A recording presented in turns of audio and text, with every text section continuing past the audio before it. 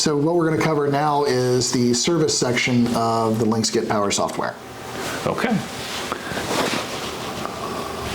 So service, what it does is it kind of the same idea around production is where it collects and organizes, let's say, events, messages, things of this nature that are based around, let's say, service or maintenance things. You'll hear it also, the phrases, timeouts, errors, messages. Everything that the machine is presenting to the user saying, hey, there's something that I've run into a situation that I wasn't expecting. Mm-hmm. Mm-hmm. We can look at it as an overview. So this is errors and timeouts and messages and so on and so forth. An error is exactly that.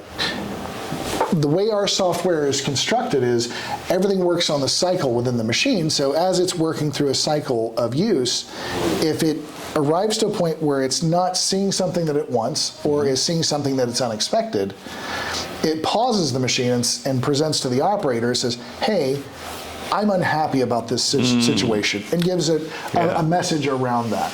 Yeah. Now, what are those, what's the Dubai architecture they're telling us? Okay, so for this, we have errors, timeouts, messages, monitor events, and CTMs. What all this means is for each category, this is the incidents, the total amount of incidents that we've captured around it. Okay. And specifically, what? So there's not just an error message, error. It is error 1, 2, 3, 4, 5. I'm unhappy about a particular thing. This particular device on the equipment. Mm-hmm. Okay.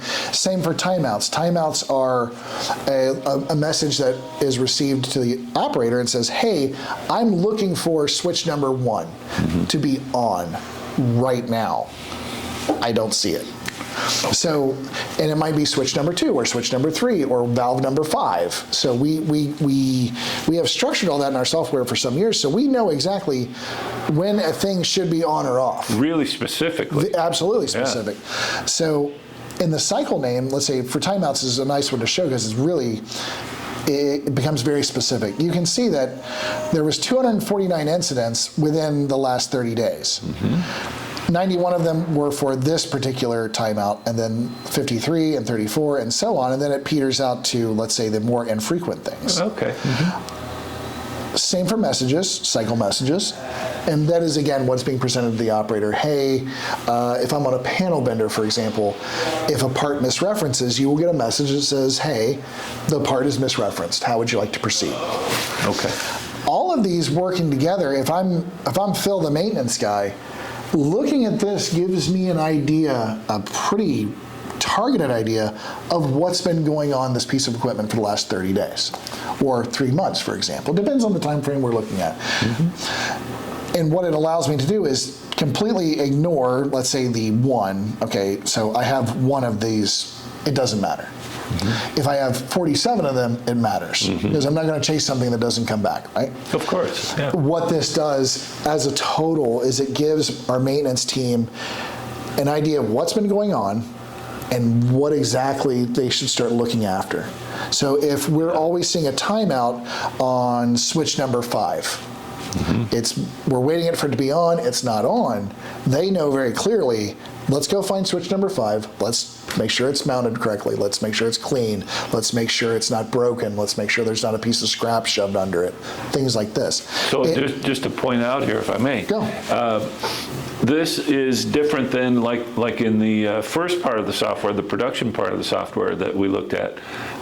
We would probably be able to guess, gee, this looks like a training issue on second shift, for example. Absolutely. Whereas this is much more about the machine itself. Absolutely, 100%. Yeah. So this is where, remember, we go way back where I was talking, we have 3 users, right? This is where my maintenance team lives. Okay, yeah. 100%. Yep. They might dabble a little bit over here in production, say, well, what happened last night?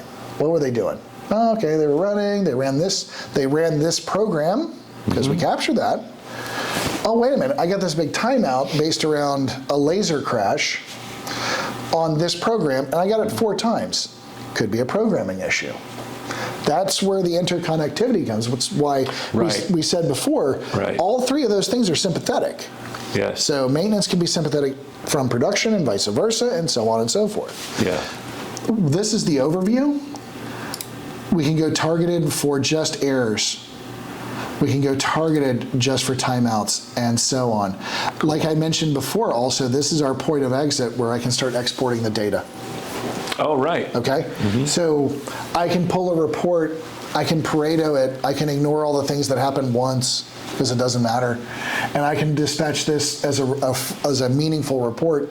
If I'm Phil, the captain of the maintenance department, I can say, okay, Bob, June, Henry, and Carol, these are the things we want to work on now for laser 1, P4 number 2, and punching machine number 6. And then you can, and what that allows you to do is to sharpen your knife. Right. So I'm no longer going, well, punching machine number 3 is not running well. Yeah.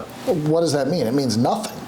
Right. But if I pull a report on punching machine number 3 and I see that I've got, 43 timeouts on this particular switch, that's where I want to start looking. I'm not going to just stand around and start poking at things randomly.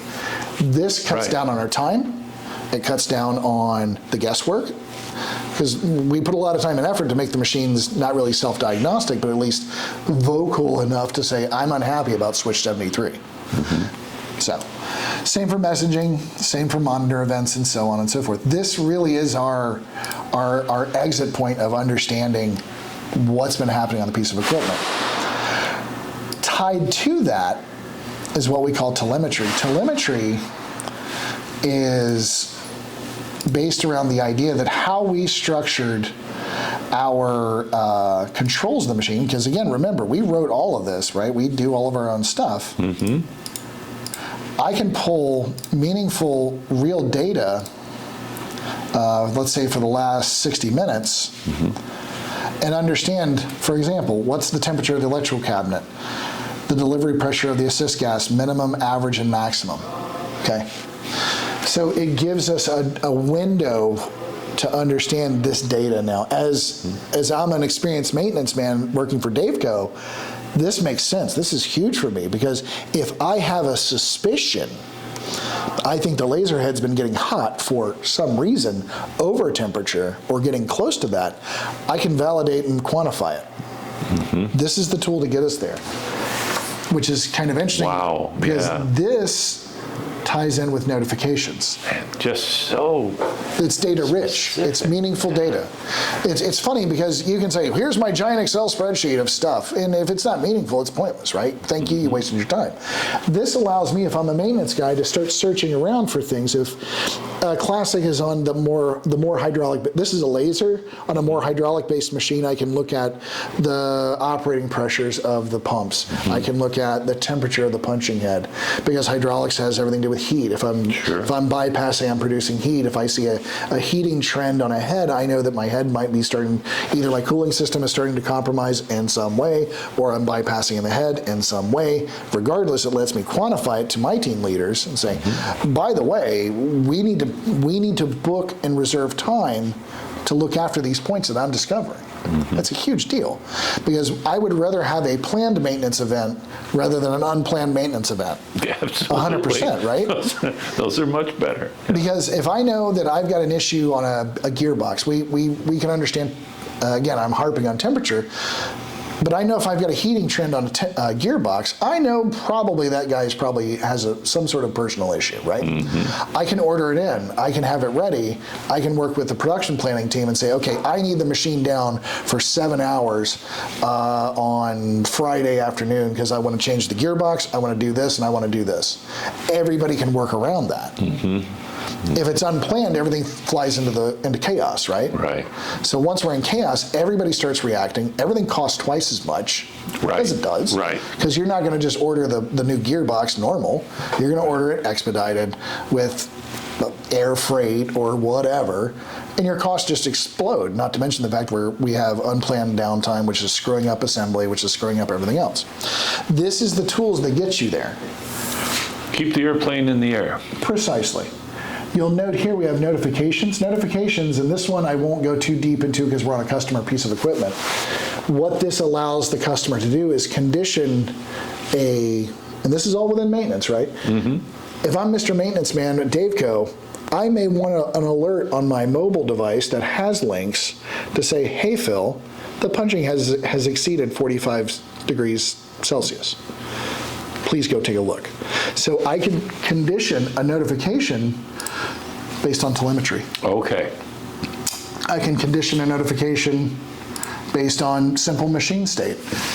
Maintenance guy Phil, S4 number 3 is down. It is out of production with an error. Please go take a look. It's that. So this handshakes with service all together. Telemetry, the service data, and the notifications. They all work in handshake together to give that maintenance guy the tools he needs to work in an intelligent way. That pretty much wraps up the service section. That's great.